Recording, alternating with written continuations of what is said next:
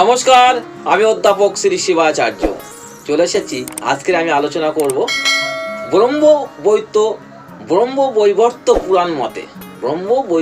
পুরাণ মতে তুলসীর জন্মের পৌরাণিক গল্প।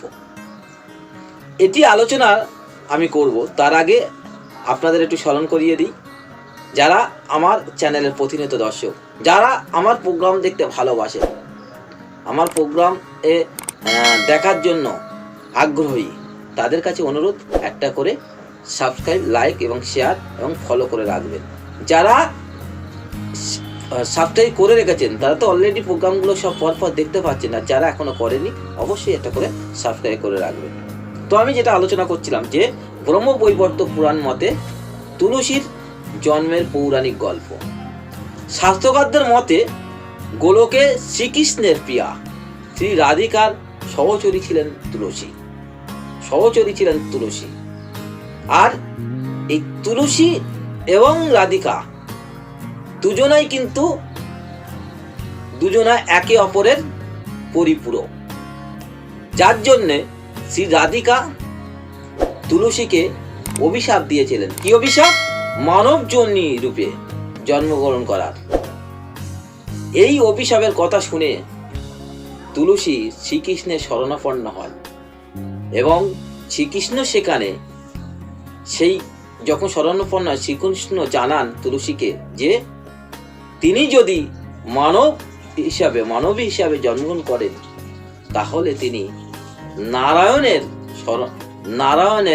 শরণাপন্ন হবে, মানে নারায়ণকেই পাবে। এবং যথারীতি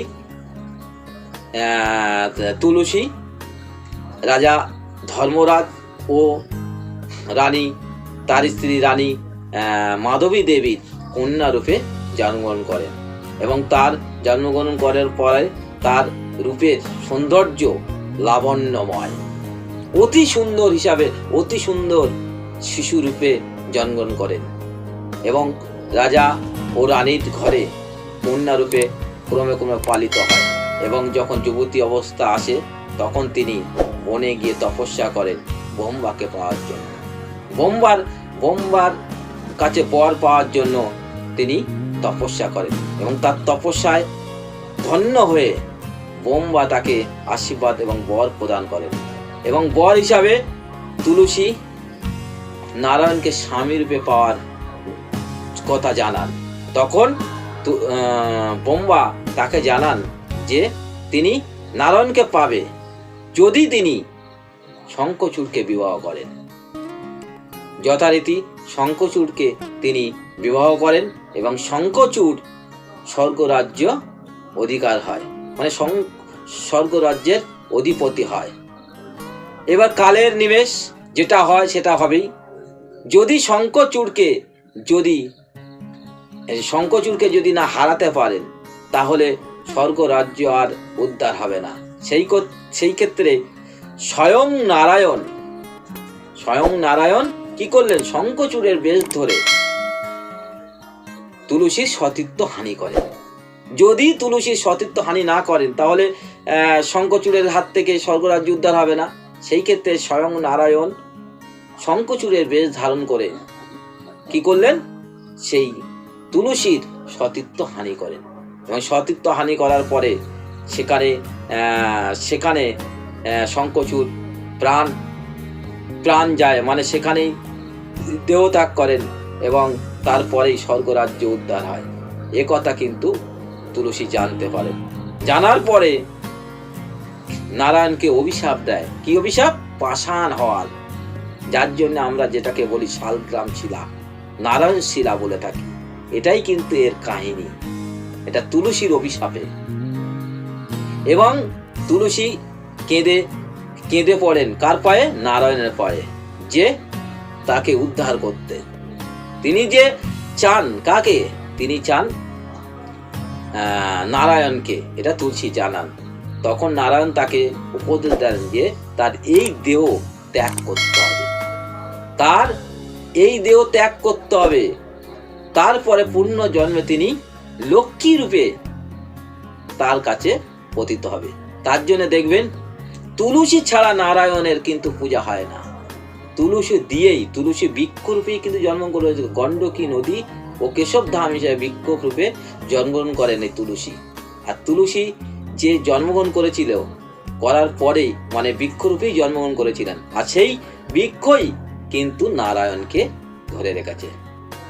তুলসী মালা, তুলসী ফুল, তুলসীর পাতা, তুলসীর মঞ্জুরি যাই বলেন, সবই কিন্তু নারায়ণের জন্য।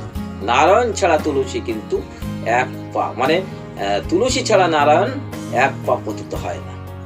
তো আমি এটা আলোচনা করছি, আরো আলোচনা করব। তার আগে একটু স্মরণ করিয়ে দিই, যারা আমার চ্যানেলের প্রতিনিয়ত দর্শক, যারা আমার প্রোগ্রাম দেখতে ভালোবাসেন, আমাকে ভালোবাসেন, যে না এই অধ্যাপক শ্রী শিবাচার্য যে একটা ভালো মানুষ, যে এর একটা জ্ঞানের, মানে আমার সমস্ত প্রোগ্রামগুলো তো সমস্ত কিছু একটা শিক্ষা।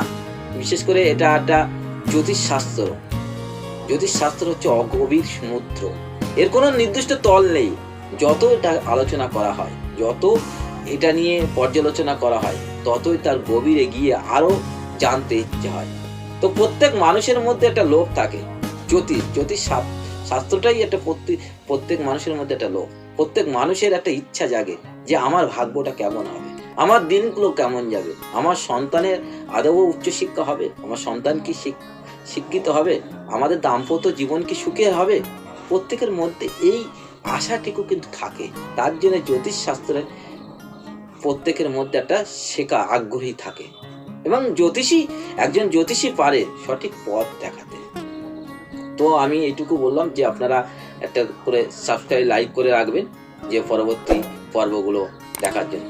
তো আমি মেন পর্বে চলে আসছি, যেটা আলোচনা করছিলাম যে তুলসী। তাহলে তুলসী বৃক্ষরূপে জন্মগ্রহণ করেছিলেন, এবং তারপরে নারায়ণের সঙ্গে তুলসী কিন্তু মানে গাঁট ছাড়া বন্ধনে, অর্থাৎ তুলসী ছাড়া নারায়ণ পূজা হয় না। এটাই হচ্ছে তুলসীর পৌরাণিক, মানে তুলসীর জন্মের পৌরাণিক গল্প। তো আরো পর্বে আমি জানাবো, পরবর্তী পর্বে আপনারা দেখতে থাকুন, যে অবশ্যই দেখবেন যে তুলসীর শাস্ত্র মতে তুলসীর মাহাত্ম্য, সেটাও আমি আলোচনা করব। তো আমি এই পর্ব আমি অনেকক্ষণ ধরে আলোচনা করছি তুলসীর জন্মবৃত্তান্ত। এগুলো সবই অজেনা, এটাও আমাদের শেখা, যে যত আলোচনা করা যায় তত শেখা যায়। তো আপনাদের জন্যই এগুলো আমার শেখা। তো আপনারা দূর দূরান্ত থেকে আমার প্রোগ্রাম দেখছেন, সকলে ভালো আছেন, ভালো থাকুন, ঈশ্বরের কাছে আমি এই কামনা করি। সকলে ভালো থাকুন, সুস্থ থাকুন। নমস্কার।